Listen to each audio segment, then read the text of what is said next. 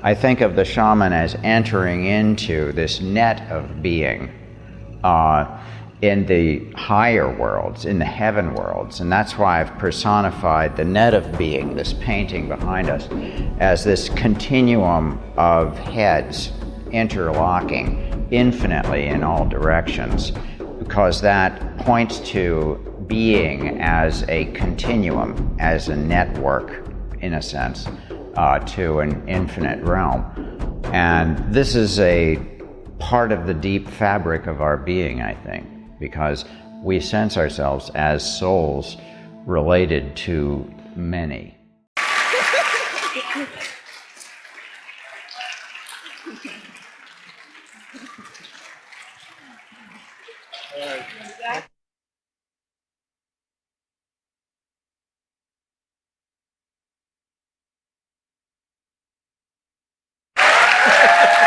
Oh my God.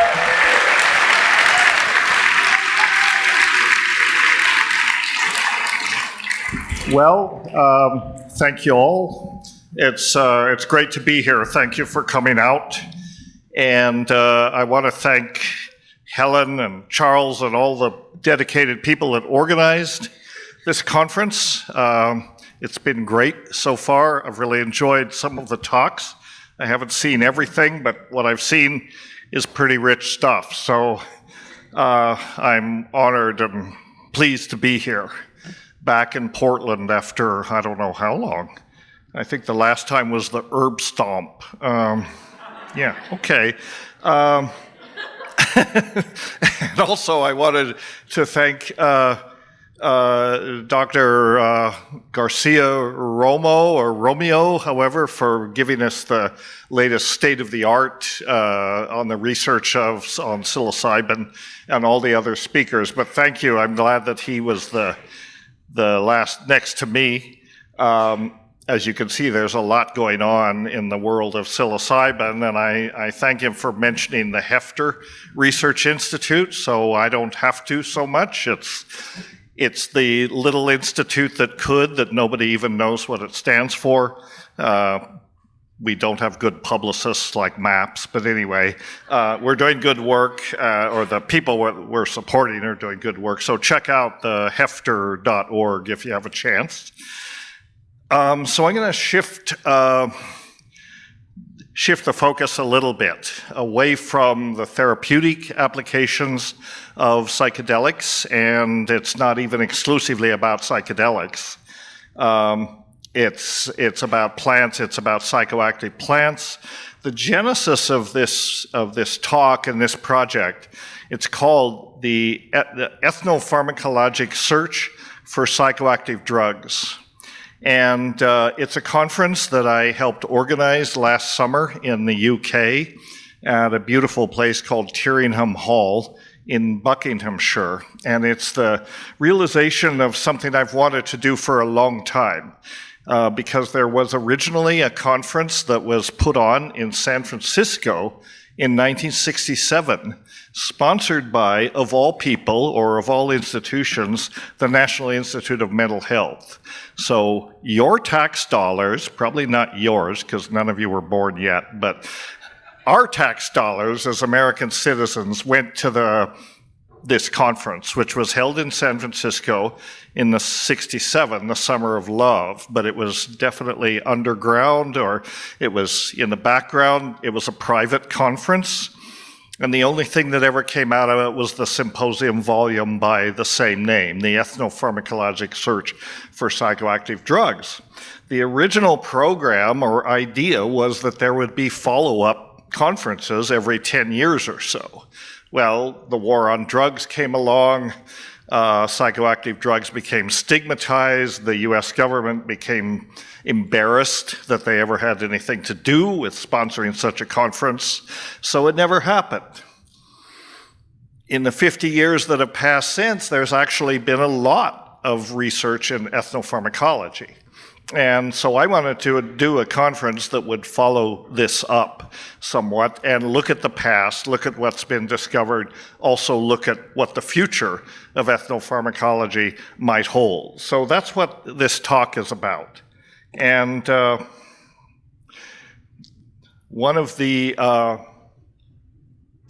original participants in the 1967 conference is a man named Dr. Stephen Zara, a Hungarian psychiatrist and chemist, and he is still going strong at the age 95.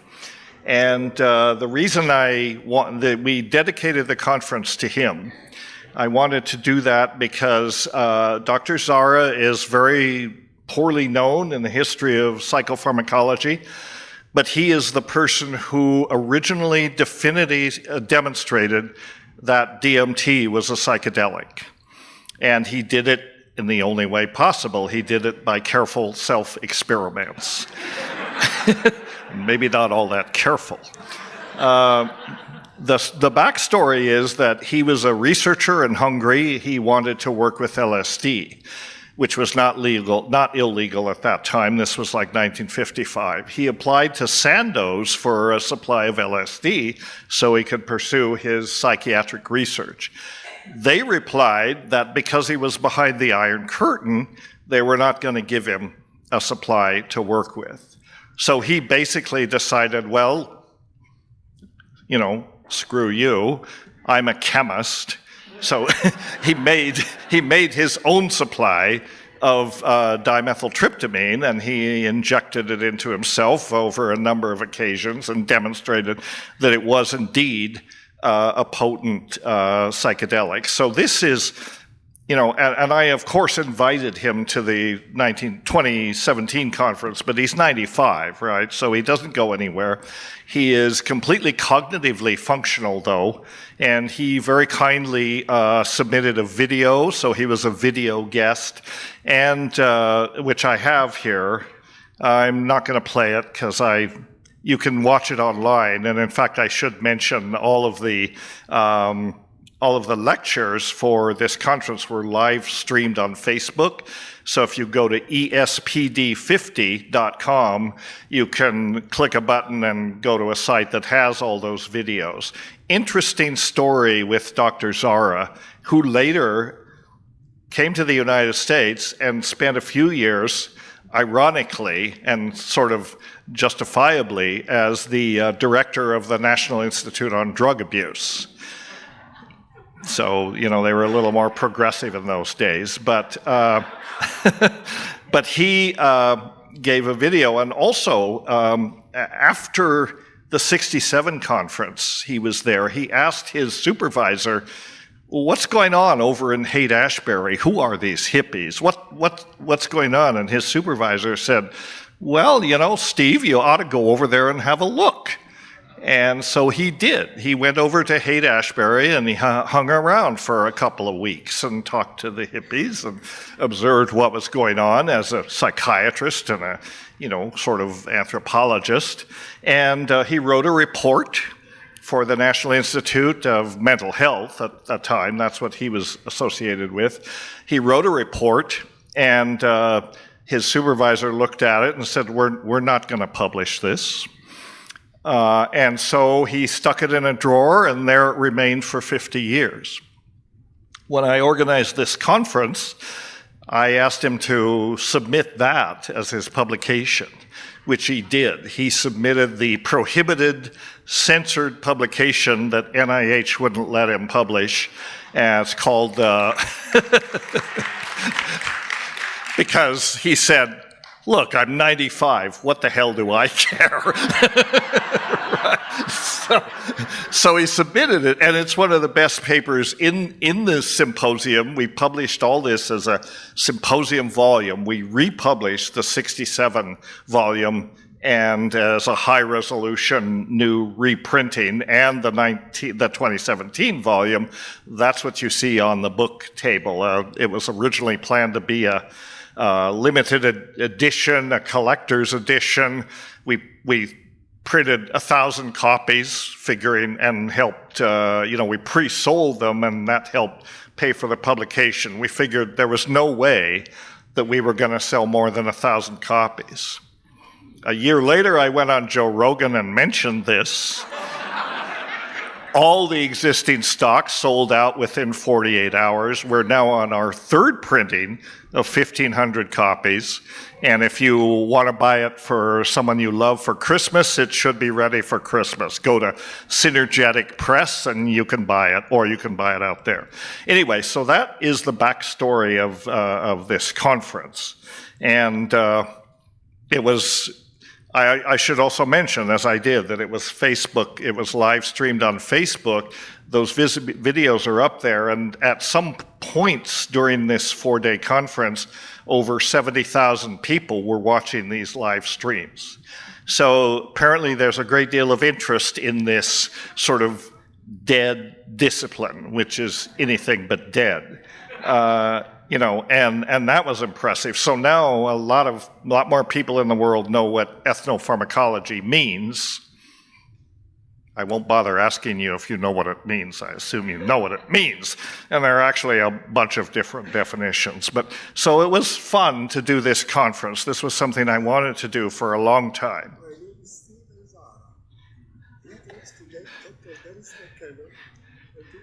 I'm not going to let Stephen, it's about 3 minutes long, but you can see he's pretty functional. Okay, so let's go back to 95. So the DMT obviously didn't do him any harm.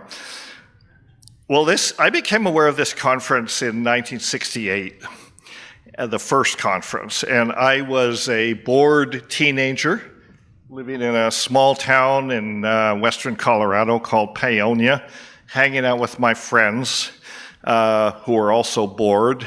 And we spent some time, we spent a lot of time smoking a little dope when we could get it, which was not often, drinking copious amounts of beer, which was much easier to get, singing protest songs, and just being disgruntled 18-year-olds.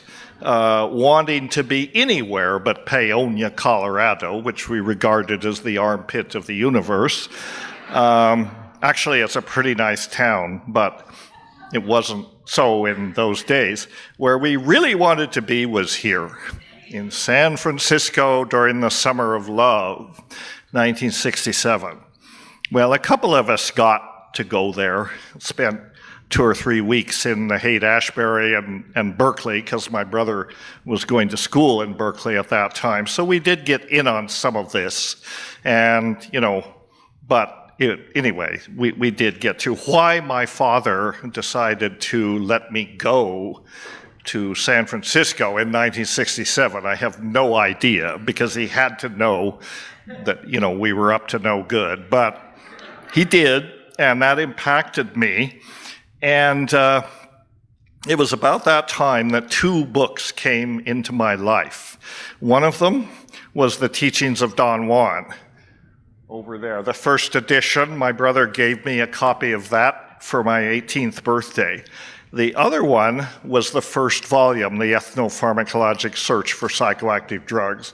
Very dog-eared, beaten-up copy. I don't know where it came from, but somehow it fell into my hands. And this was really, these 2 books were very influential.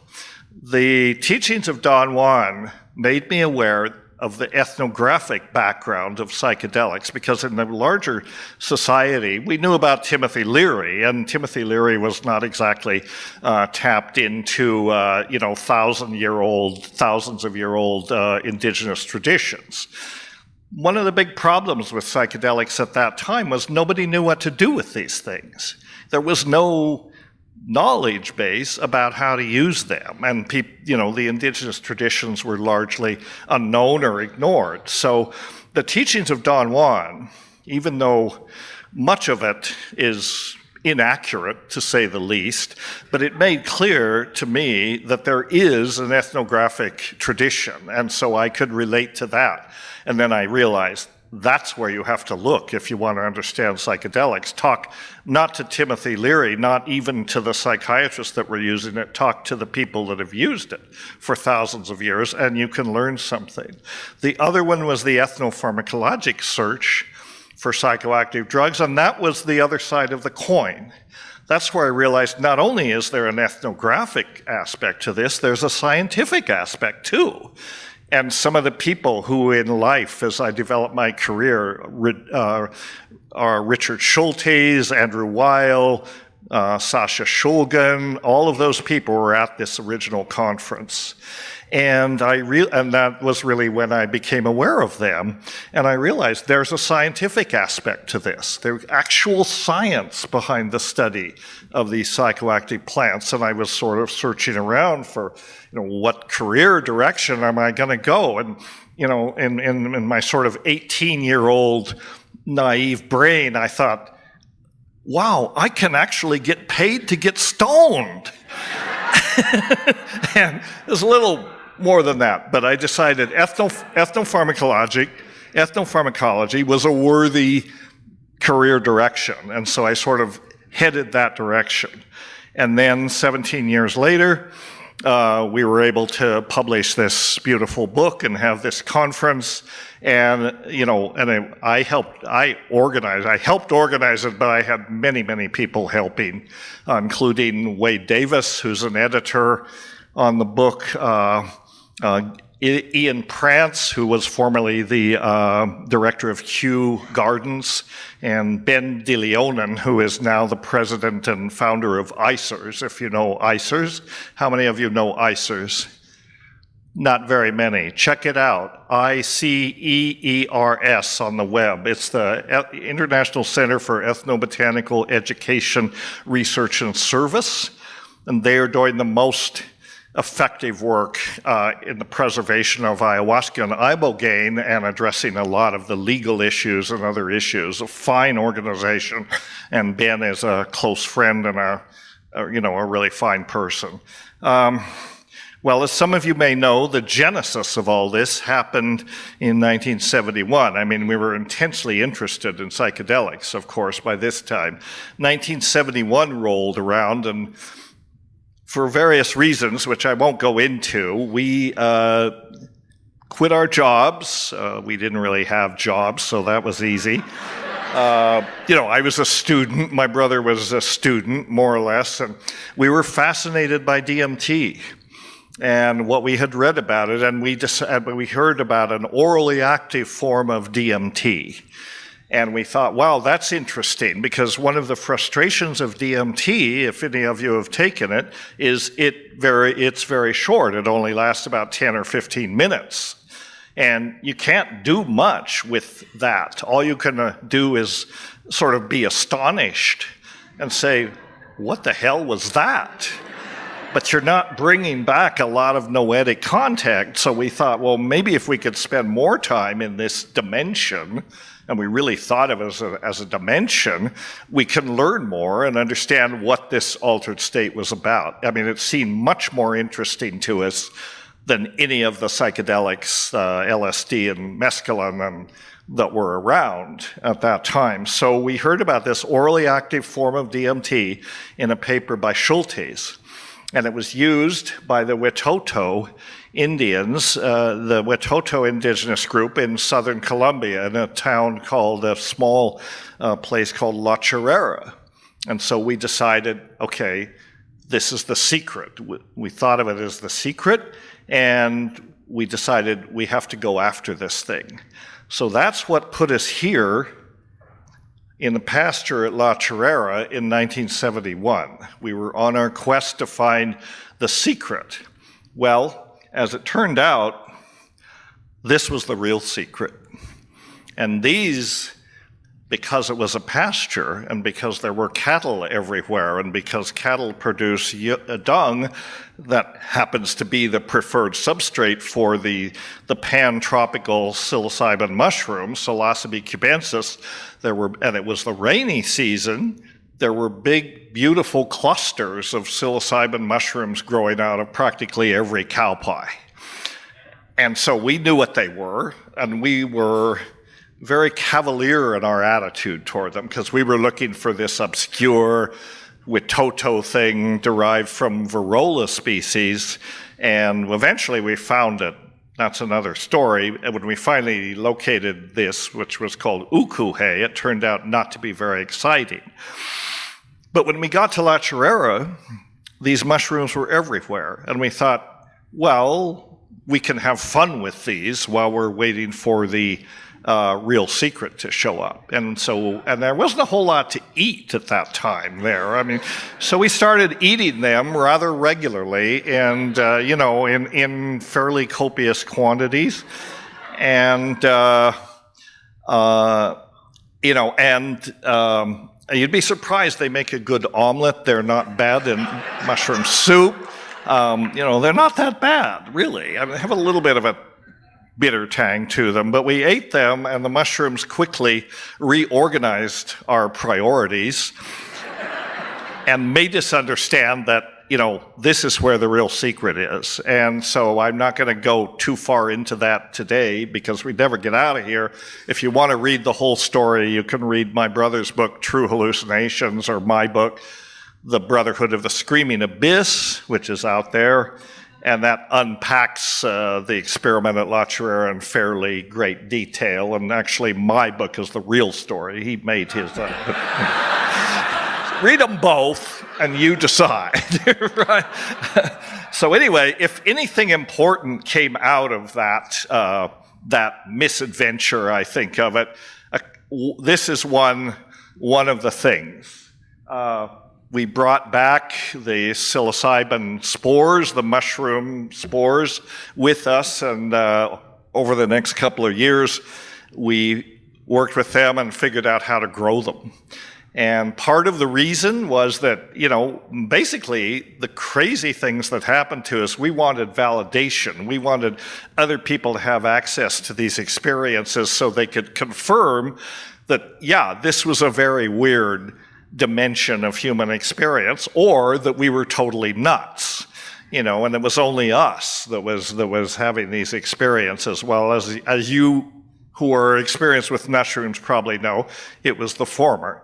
It opens up the portals to some very, very interesting altered states. And my brother famously said, we're involved in a symbiotic relationship with something that has disguised itself as an alien invasion so as not to alarm us. And there's some truth to that. So anyway, that had an impact on society in the sense that it put this non-toxic, easily produced psychedelic in the hands of, just about every creative 10th grader that got their hands on this. And it's been the subject of many a science fair project, in the early 70s. And so in that way, the mushroom did, in fact, invade society very quietly and subtly and totally successfully without a shot being fired. So that's a good thing. Here's what we thought we were looking for when we originally went to La Chorrera. It was a drug medicine derived from Varrola, which is a genus of trees in the nutmeg family. In other parts of the Amazon, the sap of Varrola is very rich in DMT and 5-methoxy-DMT, and various tribes, such as the Yanomami, extract the sap, and they make a powder out of it, and they use it as snuff, as is shown there at the bottom. And and they use it as a snuff because, as many of you know, these tryptamines are inactive if taken orally. And the reason they're inactive if taken orally is because they're destroyed by enzymes in the gut, monoamine oxidases. So if you take a monoamine oxidase inhibitor, such as found in ayahuasca, then it becomes orally active. And this was not ayahuasca, and we didn't know anything about MAO inhibitors at that time, or that might be in there. But it was reported as an orally active DMT-containing psychedelic. It was also a dying tradition. We went to La Chorrera, which was the ancestral home of the Witoto. And what we found was that they'd largely forgotten about this. Some of the people there remembered that this was something their fathers, their grandfathers used to do. It was a very impacted society due to the atrocities that had been committed during the rubber boom. But there were some people there who, remembered that this was part of their shamanic tradition. And some were willing to, give it a try to prepare it for us. And we collected it. And after an extensive process of cooking and concentration, mixing with ashes and so on, the final product looked something like this. And you took maybe a third of this sort of bolus, and it had a very dramatic and quick effect. Not particularly psychedelic and not particularly pleasant. We got about 7 of these different samples from different practitioners. We tested them all in the field, like good ethnopharmacologists should, and actually only 2 or 3 of the 7 or so that we collected had any activity at all. And this particular one, when I got it back to the lab in British Columbia, I was a graduate student at the University of, at UBC at that time. This was 10 years after La Chirera. And I bioassayed this one in the field, and I said, this is a lot like 5-methoxy-DMT.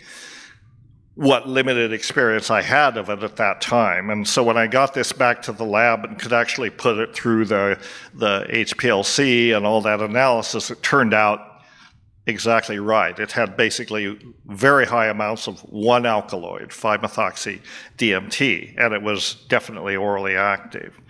So this is the gentleman that produced this for us, Don Marcos, who is actually not a Witoto. He was a Bora, very closely related tribe, and he remembered how this was made, and so we were able to get the sample and document how he made it. So, and then this became 1/2 of my doctoral thesis at UBC.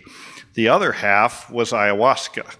I was interested actually in comparing these two because both orally active tryptamine-based psychedelics, completely different botanical sources, but similar pharmacology, or so we thought. So that was kind of the rationale.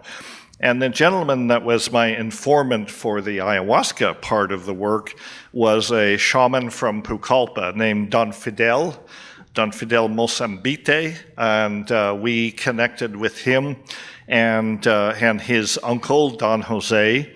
And it turns out that it was a lucky find because he was, number one, extremely knowledgeable about ayahuasca and how to use it and how to prepare it, and also happy to show us how to do that. And we could photograph that and collect samples, bring those back for later analysis. So he wasn't a scientist, he was a shaman, but he understood the importance of looking at the constituents of his preparations, which we did.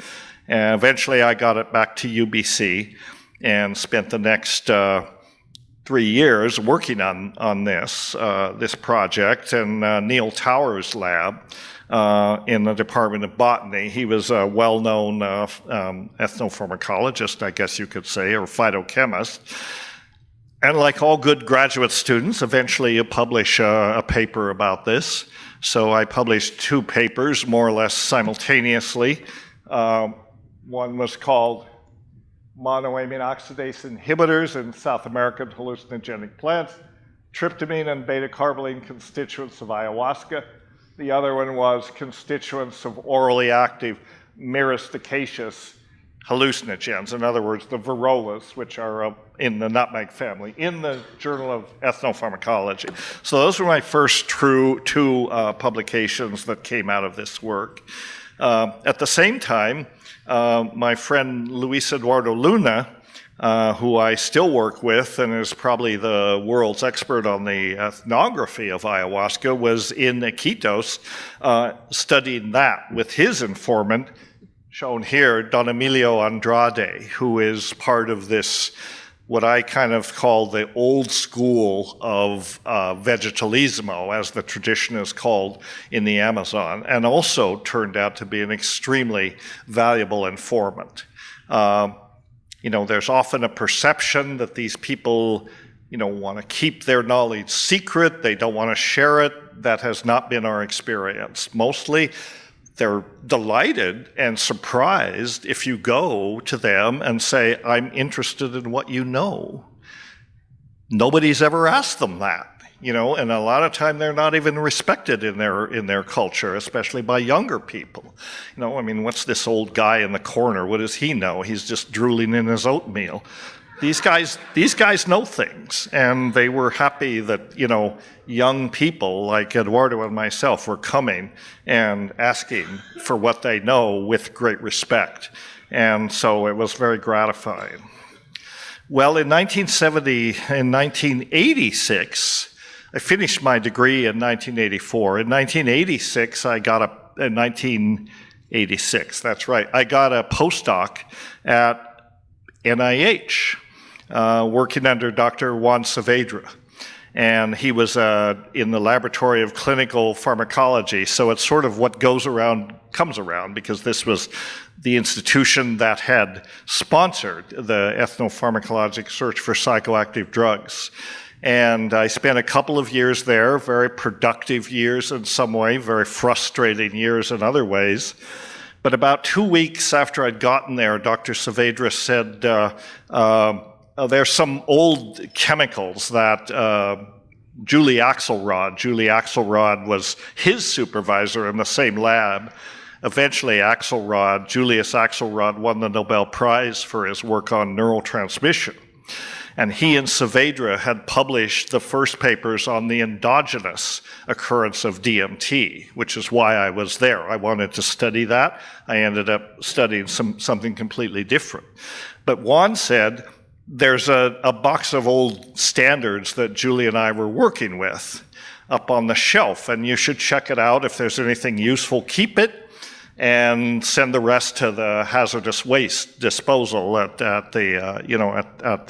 NIH. So I got up on the laboratory desk after everybody had gone home. I took down this box, and right beside the box was a mint condition, unopened, untouched copy of the Ethnopharmacologic Search for Psychoactive Drugs. So it was like magic, because the one in 68 had got me started, and then this amazing serendipitous discovery. Well, needless to say, both that book and some of the interesting standards that were in that box quietly disappeared into, my private library. And there were some very interesting compounds, some tryptamine derivatives that I don't think ever existed anywhere else. So that was useful and interesting, and just kind of one of those synchronistic things that happens.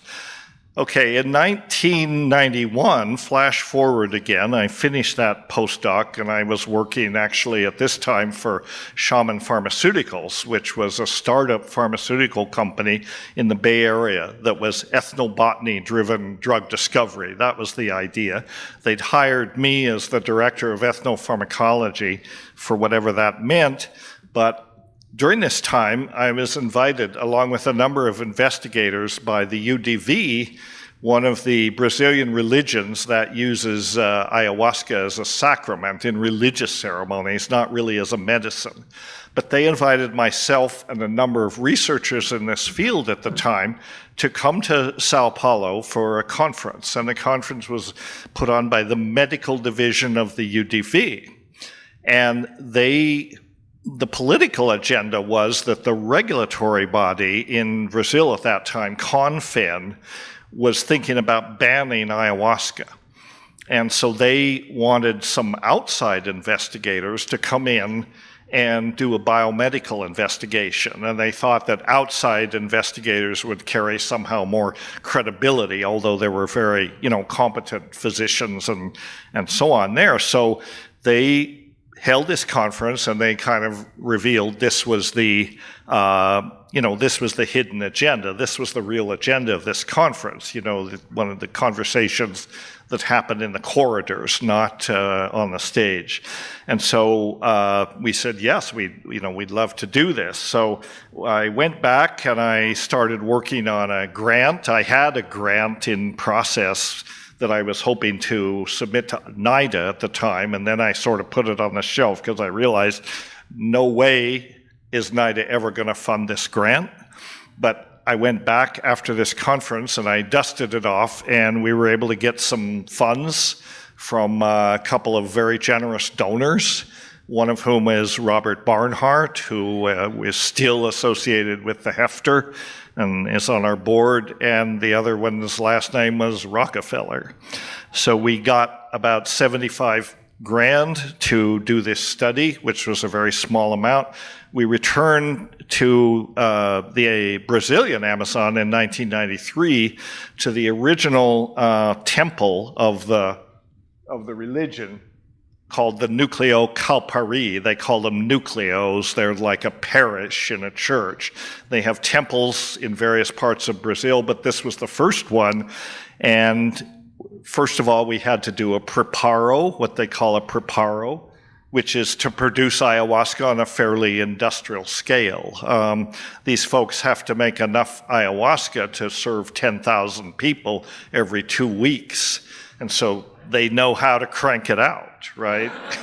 And they did, and now it's about twice that amount. They grow all their ayahuasca. There's no environmental impact. They grow it all.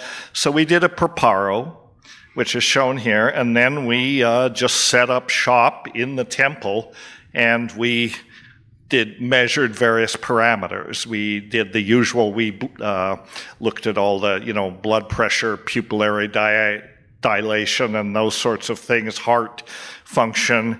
But we also did pharmacokinetics, and we took platelets, and platelets could be used as a sort of external measure of changes in receptor profiles, up and down regulation in the central nervous system. So we carried this out. And we also conducted in-depth psychiatric interviews with all of the subjects, with a Brazilian psychiatrist, and then Charlie Grobe, who's again still with the Hefter Institute, administering the questions with the help of a Brazilian psychiatrist who spoke Portuguese. So we did these psychiatric profiles, and we found that there was no evidence from our result of, there was no evidence of any acute toxicity, any evidence of any neurological or cognitive or personality dysfunctions in long-term users. We actually had a group of controls that we were comparing for things like cognition, verbal ability, that sort of thing, and the drinkers of ayahuasca were slightly but significantly more competent at that than the age-matched controls. And there was strong evidence of positive behavioral changes. The stories that they told us in these interviews was that most of the folks that in our sample had fairly dysfunctional lives until they joined the UDV. Alcoholism, domestic violence, a lot of criminality, and basically their lives were in crisis. They usually came to the UDV hoping for some kind of healing. Usually a friend would invite them. They almost all narrated that their initial experiences with ayahuasca were terrifying, but also redemptive. They could see where they were going in their life path, and they had a revelation. If they don't change direction, it's headed in a bad direction. And so they made those changes, and they all said, as long as I take the medicine, as long as I stay in the UDV, which they understood to be a very supportive community, which it is, I'm okay. And many of these people had been taking ayahuasca on average of every 2 weeks, some as long as 40 years. Everyone in the study had taken it for at least 10 years, and it stuck, I mean, they were well-balanced, productive individuals, good family life, no drugs. None of them even smoked. I never saw any of them even light up a cigarette, and alcohol was just not happening. So it was evidence of the, on the behavioral level of the therapeutic effect of ayahuasca in this particular context, and that was very interesting. And what was also interesting was there was a sort of unexpected. Yes, okay. I'm not going to go. I guess it doesn't cover it here, but so there was this behavioral response, and another interesting thing that we found was that from the platelet studies, we found that there was an upregulation of the serotonin transporters in these people. And this wasn't an acute effect. This was a long-term effect. This was after a washout period. So compared to age-matched controls, these folks had a higher level of serotonin transporters in their platelets and presumably in their central nervous system. So upregulation, there was a neurochemical correlate to a behavioral response. It was almost too neat, but that is what we found, and what the implications of that are, I'm not sure. Ayahuasca is the only medicine that's been found that does this, so there's a lot of work to be done. And actually, after this study, we published about 8, come on, oops, come on, sorry. There we are. We published about 8 peer-reviewed publications between 1993 and 2000, reporting these findings, and then that sort of stimulated research interest in ayahuasca. This is a graph of the number of publications in PubMed starting in 1980, 1985, very few, but after our study, now there's 120 publications, peer-reviewed publications of ayahuasca. And if you go to PubMed and just put in ayahuasca, these will come up. How many of you know about PubMed? A good many of you, yes. Well, it's one good thing our government does. It's the open access biomedical database for whatever's going on in medicine. So if you're a physician or a health professional, you already know about it. It's a great resource, and you can find out what these things are. Okay. I don't want to go too far into this, but one of the main constituents of ayahuasca, as you know, is a beta-carboline alkaloid. Several beta-carbolines, but harmine is the main one. Harmine is a beta-carboline, and it's the main monoamine oxidase inhibitor in ayahuasca that prevents the peripheral degradation of DMT and allows it to be orally active. And harmine is a very interesting compound. For one thing, I like to call it a hoary old alkaloid, in the sense that it's been known for over 150 years. It actually was discovered originally in Paganum harmala, and this is why it's called harmine. It's named after the species name of Paganum harmala, the Syrian rue. Only later was it identified in ayahuasca. So we know that it's an MAO inhibitor, but it turns out there's been recent work that shows that it has a number of different activities that are very interesting. For one thing, it inhibits a kinase called DYRK1A, which has to do with neurogenesis. And actually, harmine blocks the action of DYRK1, which is a kinase that inhibits neurogenesis. So this is all in vitro work, but the implication is that for treatment of cognitive deficits and this sort of thing, it actually stimulates the growth of neurons in the hippocampus. So that's quite interesting. It also interacts with all these other receptors to some degree, including the dopamine transporter here. And it has all these other kinds of activities. And, so the idea that ayahuasca has been figured out and there's nothing more to be learned from it, here's a 150-year-old alkaloid that has activities we never suspected. So there's a great deal to be discovered. And it has other effects that are not necessarily on the central nervous system. It inhibits MAO and various enzymes. It's light-activated intercalation into DNA. It has anti-tumor activity, antiviral activity, and of course anti-parasitic activity, which is one of the main reasons that ayahuasca is protective against parasites in the Amazon. Very useful to have ayahuasca around because everyone has parasites, or there are many parasites to worry about. Another paper that we published, Luis Eduardo Luna and I, after I did my degree, was called Biodynamic Constituents in Ayahuasca Admixtures.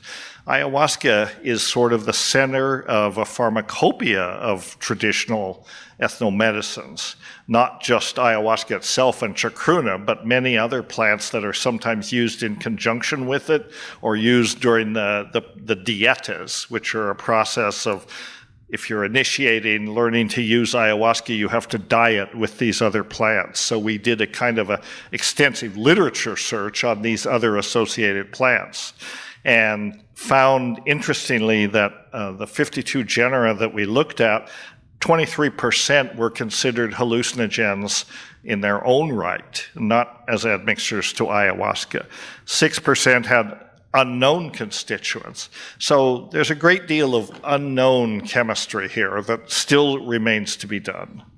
And these plants resemble these plants are the ethnopharmacopoeia, if you will, of Amazonian traditional medicine. You can go to any herbalist stall in Iquitos or other parts of the Amazon and purchase these remedies, and some are associated with ayahuasca. This is where 80% of the world gets their medicines, and this is one reason why the World Health Organization has said that the preservation of this ethnomedical knowledge is so important, because if number one, they don't have access to pharmaceuticals, and number two, these medicines are important for public health, basically. So, and many of them come from, threatened environments. So in 2004, I was invited by an outfit called the Stanley Medical Research Foundation to look into some of these medicines as potential treatments for schizophrenia and cognitive deficits. And I talked to the guy, and I said, well, I haven't really done research in the Amazon for a long time. He more or less invited me to do this. He said, well, we gave away $240 million last year to support schizophrenia research. I said, well, where do I sign? I didn't get that much, but I did get $500,000, and that got me down there for the next 4 years. And what we did, it was all described in this film that we showed earlier. We used radioligand, we used receptor binding assays to make simple extracts of these many plants and screen them against about 80 different receptors. And the idea was to find a novel compound that had the right profile to do this treatment. Well, we didn't get there, but we did get some interesting results, which is shown here. I don't know if you can see it, but these are These are receptors on this axis. These are the percent inhibition of these extracts. So as you can see, these are the serotonin receptors, and there's a great deal of activity. It seems to be concentrated there. Another one, as I mentioned in the film, are the opiate receptors. They were very, very common that many of these plants hit opiate receptors, so for whatever that means. Here is an example of one of the plants that turned out to be most interesting. It's called Sananjo, or sometimes Uchu Sanango. It's Tabernet Montana species. And it has folk uses to treat, guess what, cognitive deficits. And we looked at these plants here. were the sort of the ones that emerged from our study, of that were most of interest: Abuta, Needham, Tabernet Montagne, and so on. And so these are, again, folklorically very interesting. Chemically, practically unknown. Pharmacologically, they hit the right receptors, they have the right profile. So that all needs to be followed up. Okay, so that's kind of the summary of my own work, and I think this last one the rest of it will go more quickly, hopefully. So the question comes up, why bother? Why bother looking for psychoactive drugs? What is the value of the ethnopharmacologic search for psychoactive drugs? Is this just about finding new plants to get high on? Well, that's part of the agenda, you know. But the real agenda is that this work actually has value. New psychoactive substances, whether they're natural or synthetic, novel structures can often point to novel pharmacological mechanisms and novel cellular and molecular targets. So then these molecules become scaffolds for drug discovery through medicinal chemistry and modifying these molecules. Sometimes they don't need modification. What's the consequences of that? Looking at their pharmacology can enhance our understanding of the neurochemical foundations of consciousness and the neuropathology of mental illness. So there is value here, and eventually these new compounds can lead to new therapeutic applications and better understanding of the nature of mind as well, which I think we're all interested in. So here's just a few significant discoveries in the last 50 years in ethnopharmacology. One of these, this is an interesting plant. It's in the Acanthaceae. It's called Teleostachya lanceolata, or Toé negro is the common name. It's very common. It's sometimes grown as a ground cover in Iquitos along the streets, very low to the ground. It's used as an additive to ayahuasca occasionally. It causes an intoxication that may last for 3 days, during which there is a conversation with the plant, as the shaman tells you, and it may also make you go blind for 3 days. So probably pretty dangerous, but worth investigating. And will I be investigating it? Probably not from the bioassay standpoint. You know, well, that's what graduate students are for, right? But I will be taking careful notes, you know, that somebody needs to look into this. The chemistry is completely unknown. The psychoactivity is well documented. What molecular discoveries are to be made there? Another one here, very interesting as well, vinho de Urema, which is the source of another orally active DMT-based preparation that's used in northeastern Brazil. It's called Urema, and the plant is Mimosa hostilis. Now, we know that Mimosa hostilis contains high levels of DMT. In fact, it's often substituted for chacruna, and it used to be that you could order a Mimosa hostilis root. Only 15 minutes? We're not even close to the end, I'm sorry. But we'll get there. Okay, don't worry, I'll go away.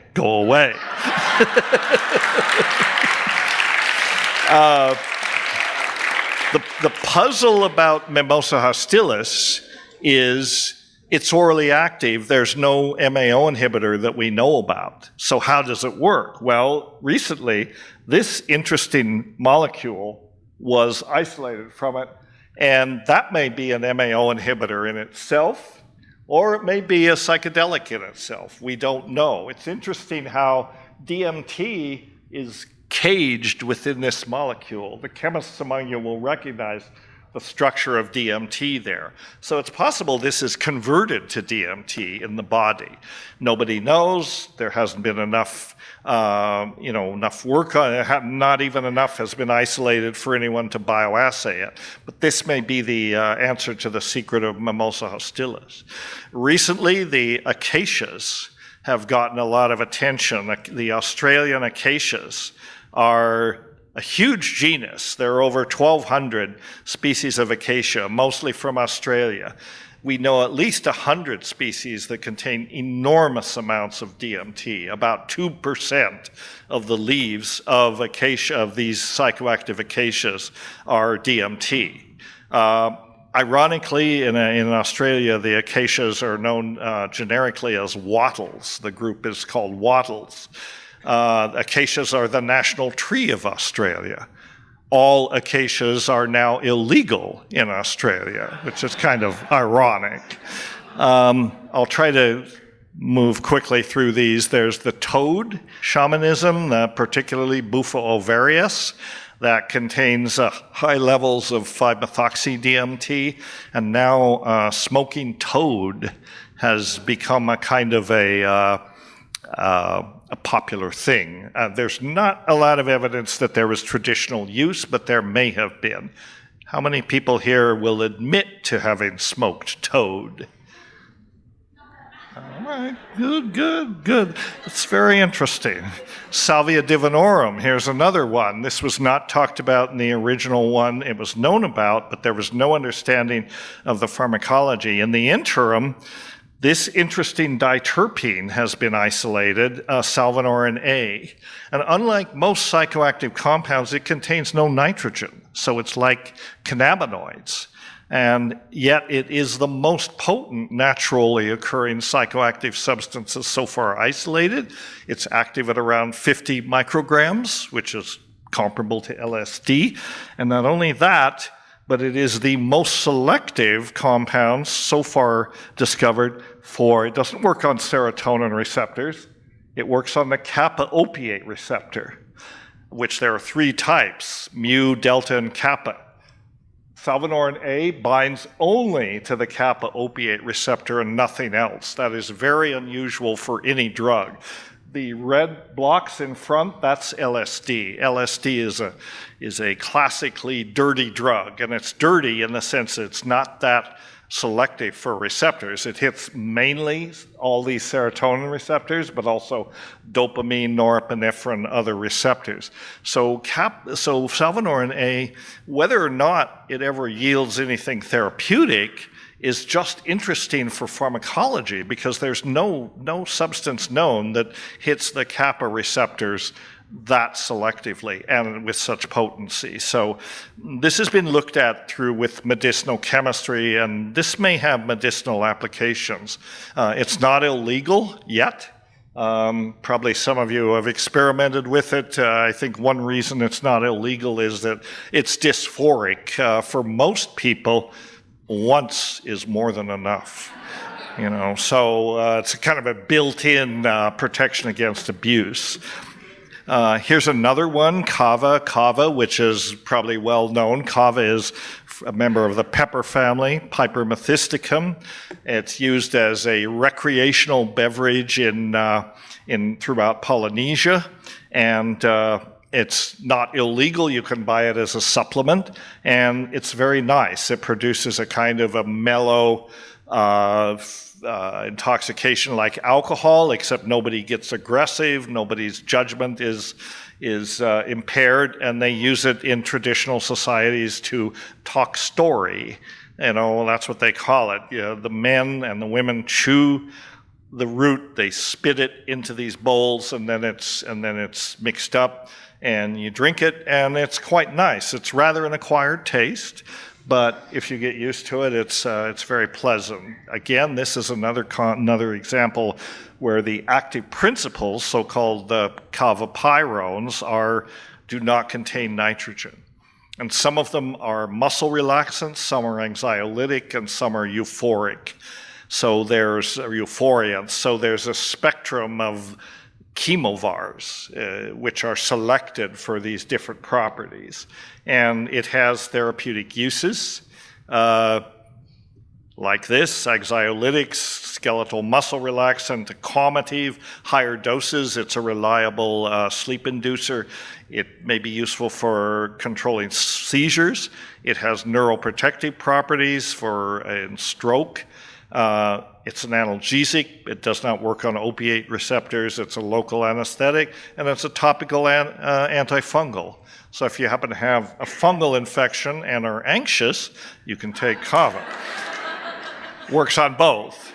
Of course, you all know about iboga and ibogaine, so I won't belabor this. This is an African plant in the Apocynaceae, and it is the source of, and it's used traditionally in the Bwiti initiation rites in Africa, Bwiti tribe. When young people, men and women, are ready to become adults, they chew copious amounts of iboga roots, and they have a 3-day experience in which they are visited by the ancestors. And the ancestors appear and lay down the principles of the tribe. And this is what you have to do if you want to become a good member of, adult member of Bwiti society. Ibogaine is the major active alkaloid. It's not a psychedelic, but it hits a variety of receptors.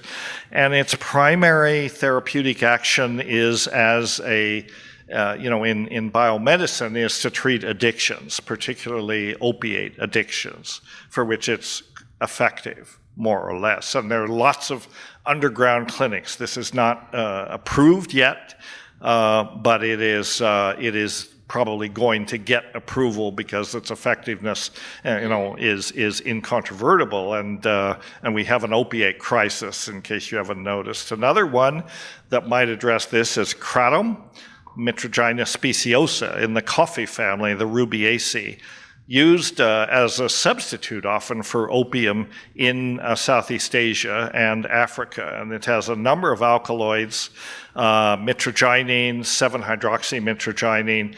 Basically, they target the opiate receptors. This may be a kind of an herbal methadone. It's used in Southeast Asia for people who are addicted to opium or heroin. They take this to help taper off. Or sometimes they just take it because it does have opiate properties. Here's another one, Scaletium tortuosum, also called Kana, from South Africa. And this is another plant that's used traditionally that's actually, it has SSRI properties. It's both an anxiolytic and a stimulant. And it's legal. You can order this. There's a commercial product called Zembrin that's quite nice. It helps relieve anxiety and depression. So that's one. I'll have to move quickly and then mention the frogs again and the Cambo medicine, which is Philomedusa.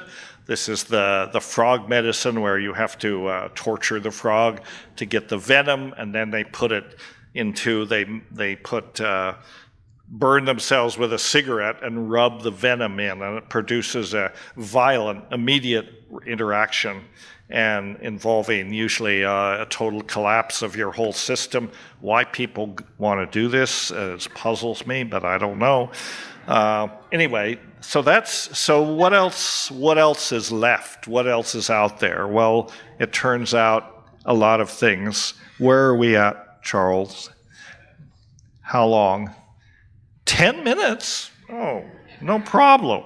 Okay, great. Well, here's an interesting story. So we know about the psilocybin mushrooms, and how many of you you're familiar with Boletus?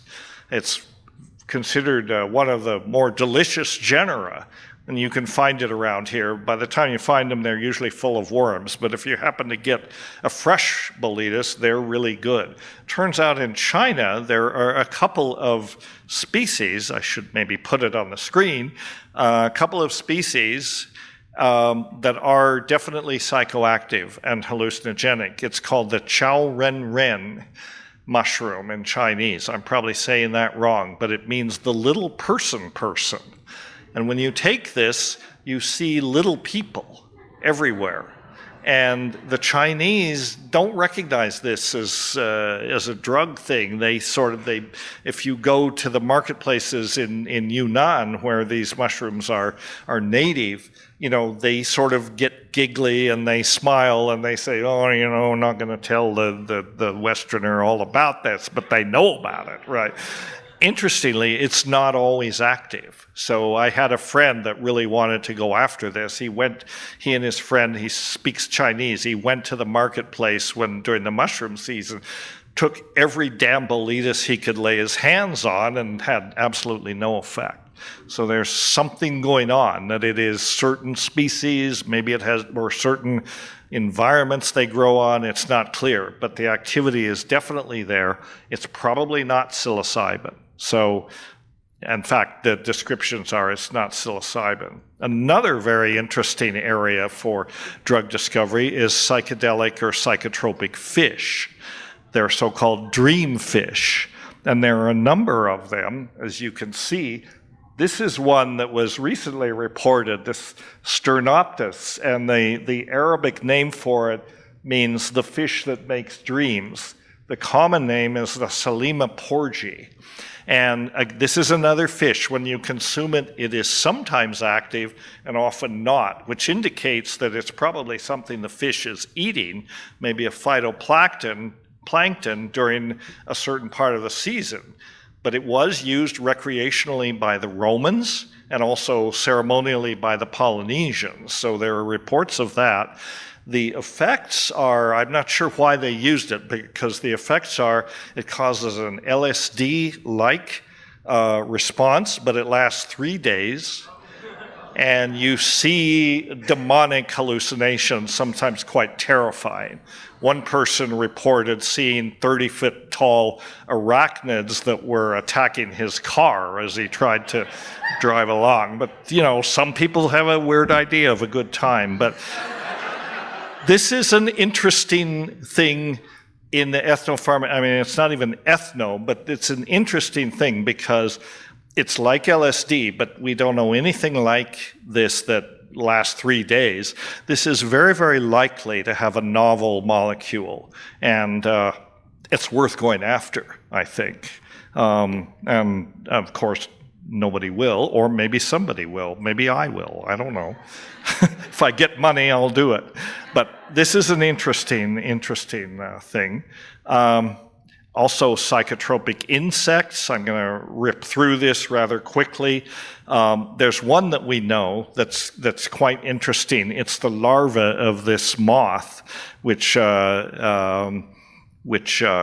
found in sugarcane waste in Brazil.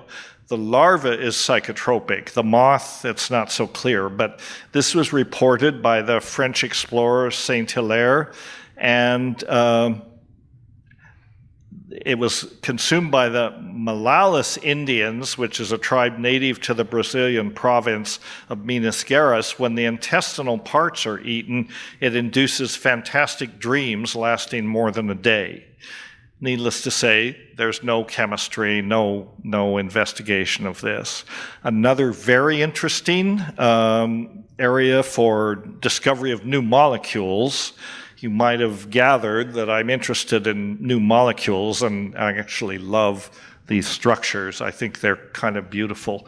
But fungal endophytes are an area that is not well investigated, and they're just, fungal endophytes are fungi that live inside of plants, but they're not pathogens, they're symbiotes.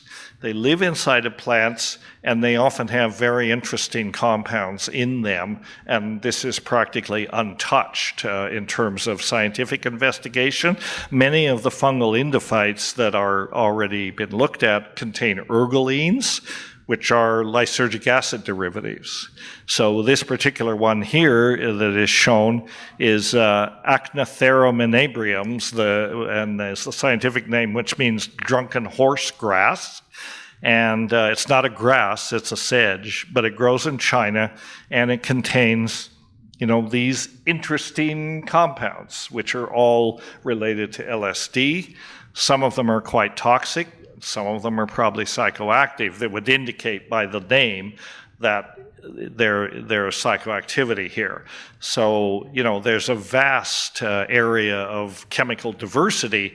Someone needs to systematically start looking into these endophytes. Virtually all plants have endophytes, but particularly the woody plants. So there's a whole, there's decades of work to be done. So this is the sunset on the Rio Ampayaku, which is where I did part of the work for my graduate thesis, where we went looking for the ukuhe that I told you. The Rio Ampayaku means the river of poisons. And because the people there are famous for a particular arrow poison that they make that's quite potent. This is where Sarah accompanied our group, and when we were in the process of looking for these things, you can see her there. She was in the process of going native, but we were managed to extract her out, and now she lives in New York and works for Discovery Channel, and she has a husband and 2 lovely daughters and lives quite a normal life. But it was great to work with her, and also Aku, as he was known, who was our guide, and also an amazing character from Iquitos, a guide and all around, wild man, lovely man, and passed away a few years ago. So our trip up the Ampayaku, the River of Poisons, resulted in this movie which you saw before. So that's it. Thank you.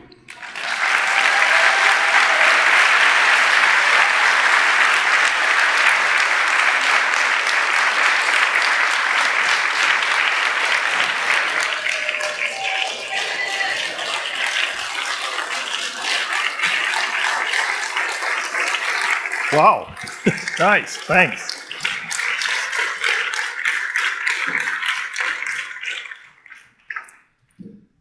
Thank you so much, Dennis. Let's have another round of applause for Dennis. Thanks.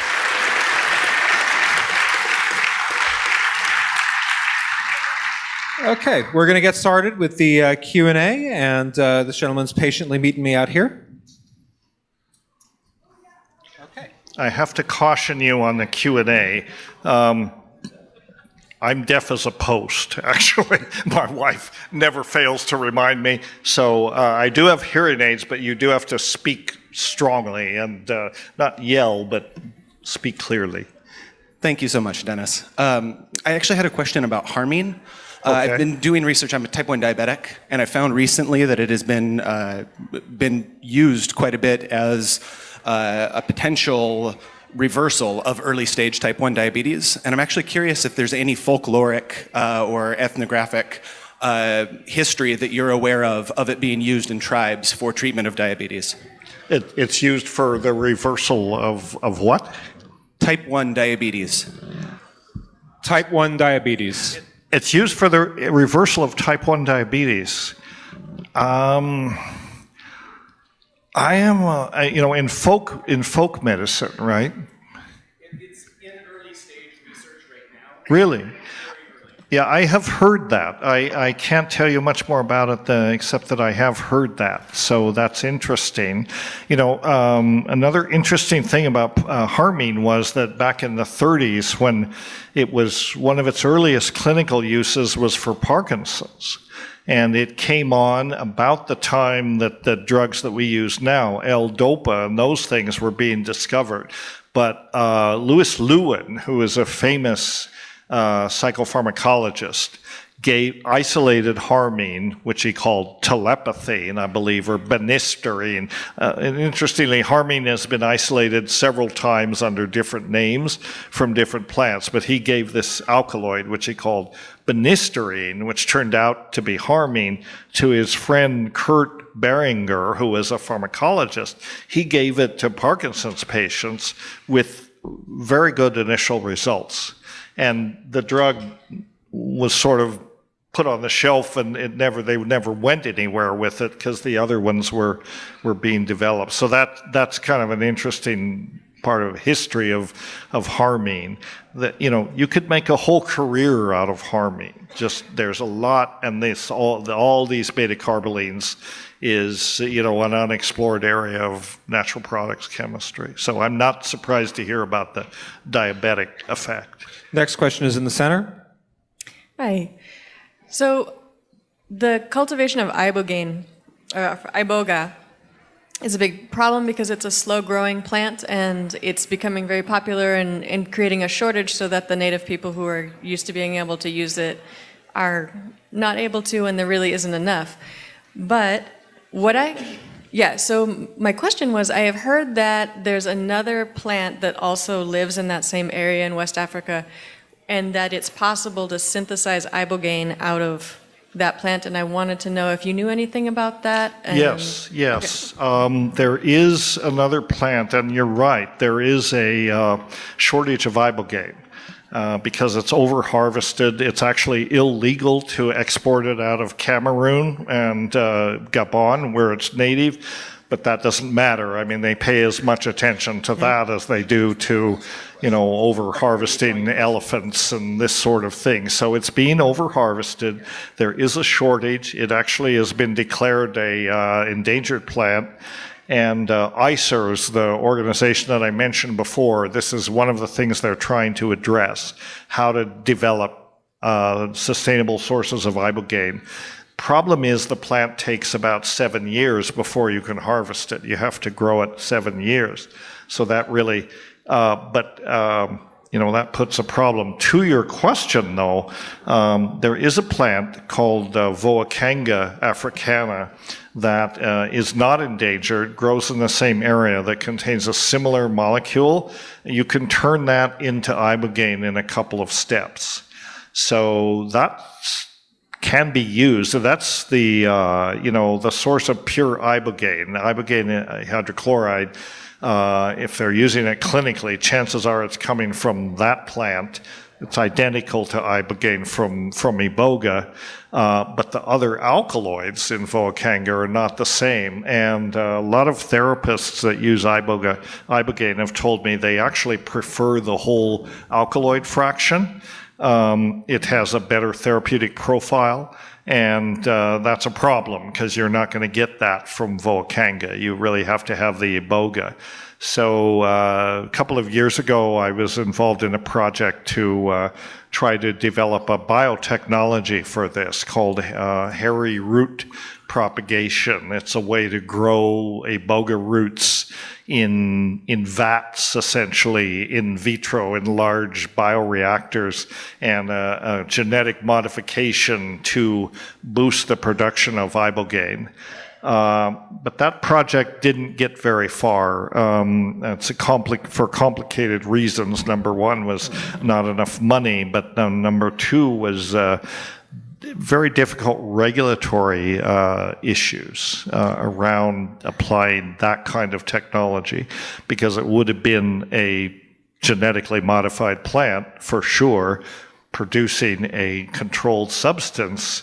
So, you know, you can imagine the regulatory mess that you'd have to navigate if you're going to produce it that way. It's still possible. It may happen, but I'm not too confident. And it's unfortunate because ibogaine shows a lot of promise. And who knows? At least you can use Voacanga to get the pure compound. Next question's in the center. Do you know of any promising research in regards to these kind of plant medicines and treatment of cancer? In the treatment of cancer, some of the psychoactives. I mean, could you clarify what he said? I mean, The basic question was whether there's anything in the ethnobotany category that is being used to treat cancer that you're aware of. Oh, yeah. Hundreds. I mean, in folk use, hundreds of plants are used to treat cancer.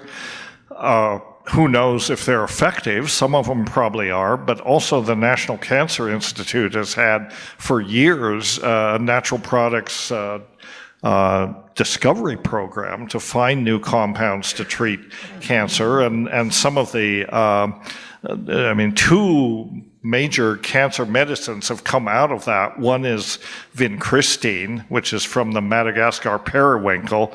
The other one is Taxol from the Pacific yew. Both of these are like major cancer drugs, and they came out of the natural products program. And they had a screening program, which I think is still going on. You know, if you want to look at sort of drug discovery from natural products and how to do that, read up about their the NCI's natural products program. I mean, they have figured out how to screen hundreds, if not thousands, of plants, but their focus is on cancer, not psychoactivity, unfortunately. Next question is on your right. Excuse me? Next question is over on your right. Over here. Yeah. Okay. I think. Hi, I'm over here. Other way. Keep turning. Okay. Other way. Hey, over here. I guess I can't see. You're other right. Not Hey, only can know, I and not it's hear, impossible I can't with the- see. Okay, there No, you for are. sure. And I'm in the corner. Hello. Hi. Thank you very much for your talk. You mentioned earlier that a huge amount of pharmaceuticals and pharmaceutical potential come from these plants, and the knowledge of which, and a lot of the knowledge that you've gained has come from indigenous peoples and has an effect on genetic diversity. What efforts do you know what efforts are being made to help potentially return some of the profits being made from drugs to those communities and to preserve genetic diversity?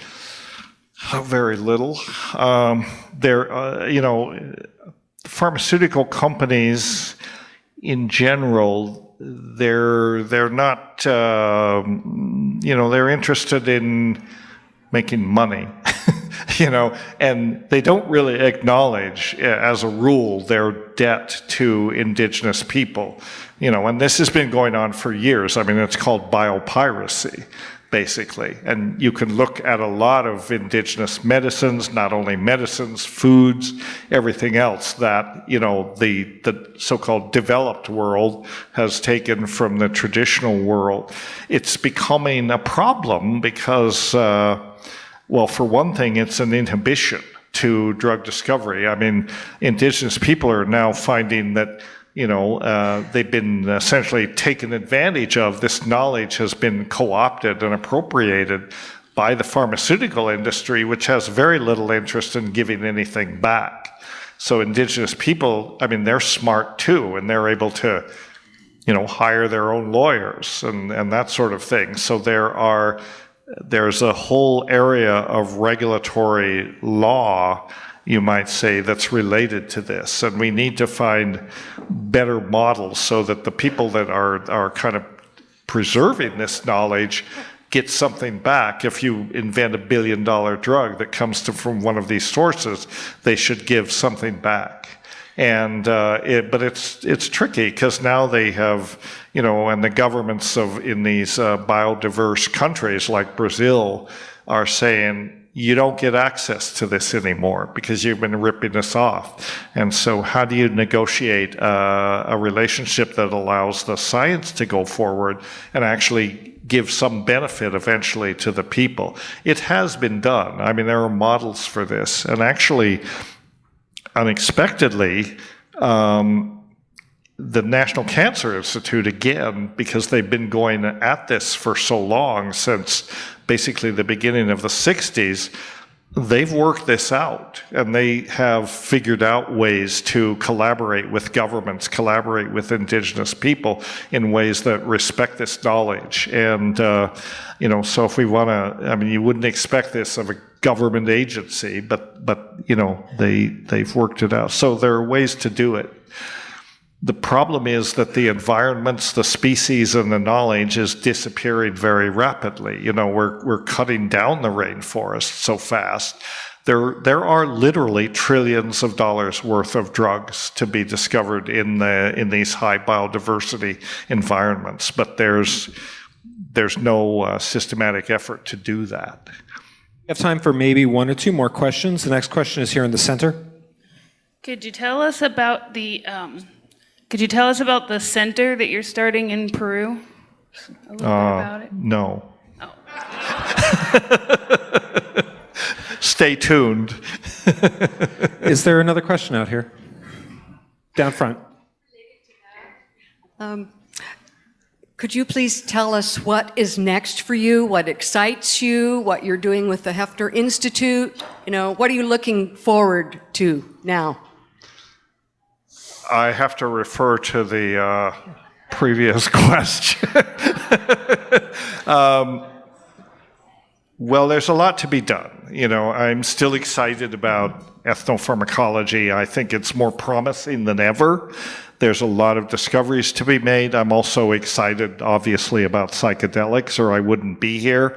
And I guess, you know, as I look ahead, what I'd like to see, I'm a little concerned that you know, psychedelics and medicine, the directions seem to be bifurcating.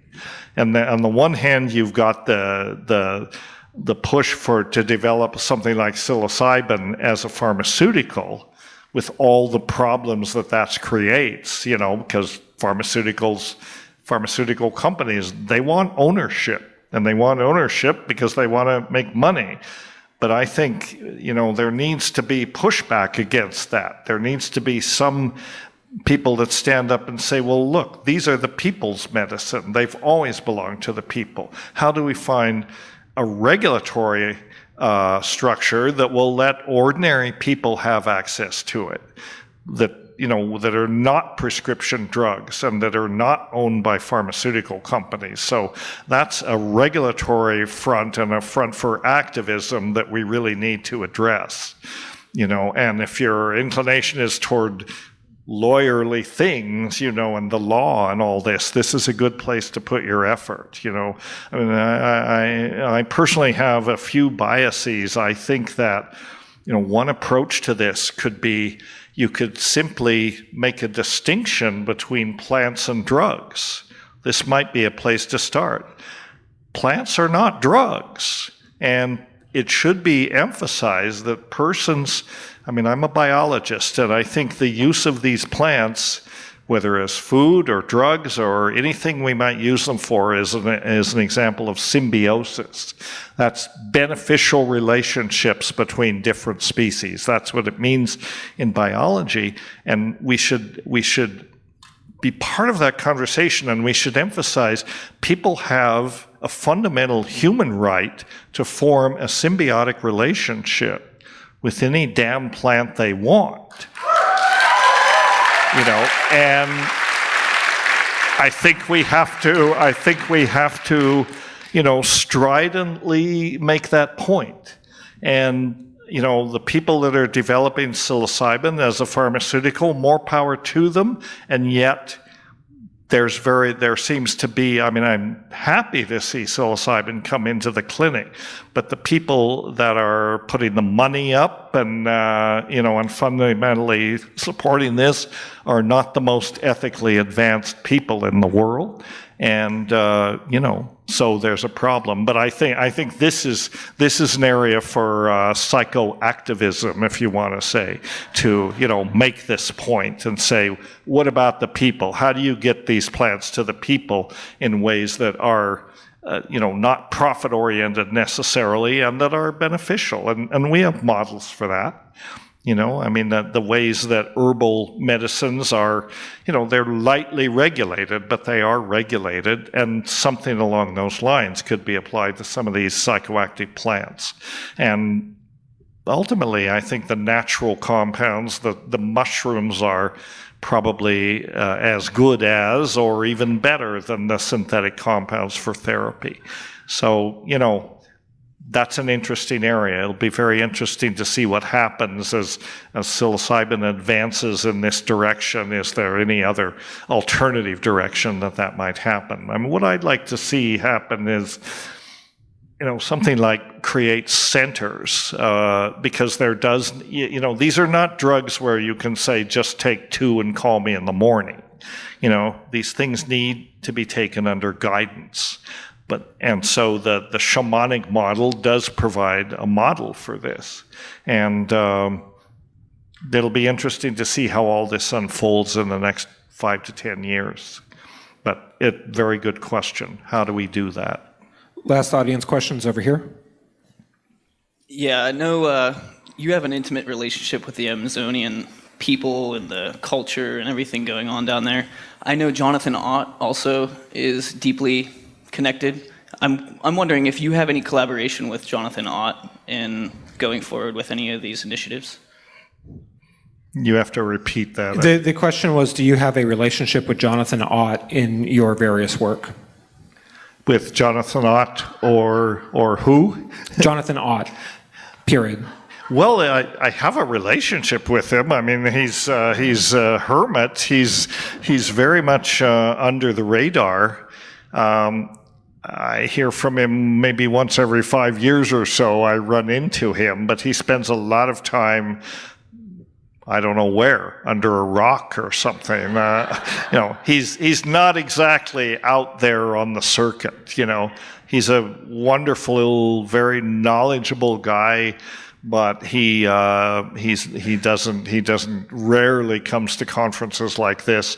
I tried to invite him to this conference, the Ethnopharmacologic Sturch, and I never got a response back from him. So I assume he's out there, but I don't know. I mean, he's certainly one of the key figures in all this, and his book Pharmacotheon is a landmark in the field. So, do you know where he is? Or? Well, let's move on. Moderator's privilege for the summary question. You go everywhere. You see every psychedelic community in the world.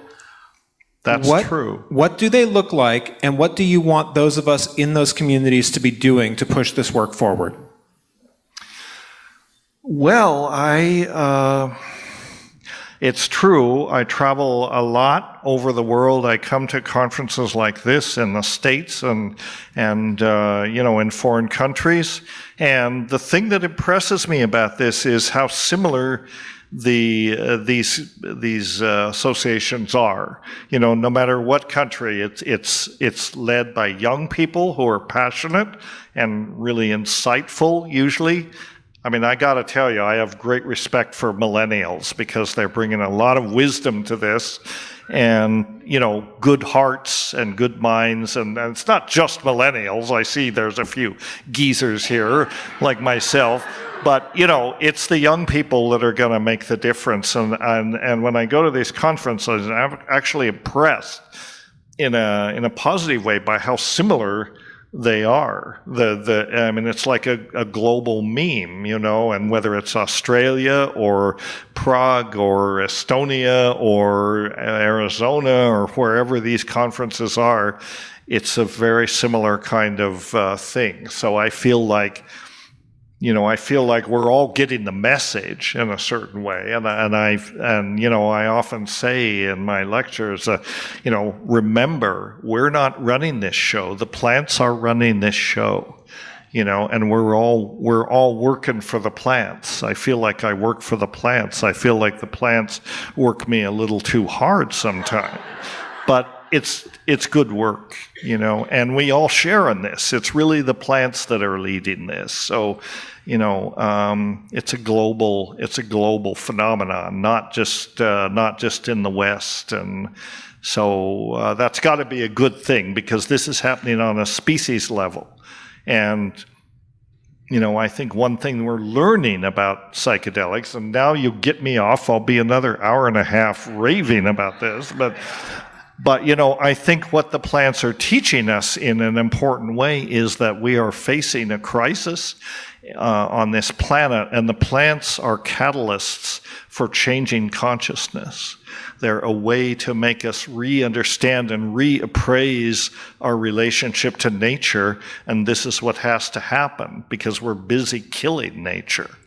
And, the policies of our government and many governments, particularly ours, are mostly very destructive. I mean, any government that that passes laws that roll back, curbs against carbon emission and this sort of thing, even as ineffective as those things are, this is the wrong direction. We've got to wake up as a species and plants are one way to do this. These plant medicines are waking people up. Question is, are they doing it quick enough, and are they waking enough people up to really tip the balance? And so I think this is part of the phenomenon. These educational conferences like this is a manifestation of that. So just listen to your medicines and do what they tell you. Thank you.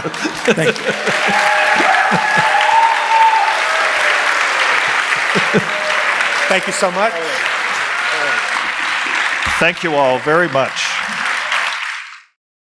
My personal preference is I like psychedelic, because even though the term carries all this cultural baggage, and everything's psychedelic, that's kind of something left over from the 60s. But in the strict sense, psychedelic means mind manifesting. And I like the term because it leaves it open. I mean, these substances certainly manifest the mind in some aspect, and we don't have any argument with that. But how they manifest it, depends on set and setting. And like these other terms, sort of are more specifically related to set and setting. And they also show how difficult it is to really linguistically kind of put this in a box, characterize what they do. Sometimes they're mystical, sometimes they're induce psychosis, sometimes they don't do much of anything at all, but they always manifest the mind in some way. So I like psychedelic if it could just be divorced from all the connotations that it's come to have in our culture.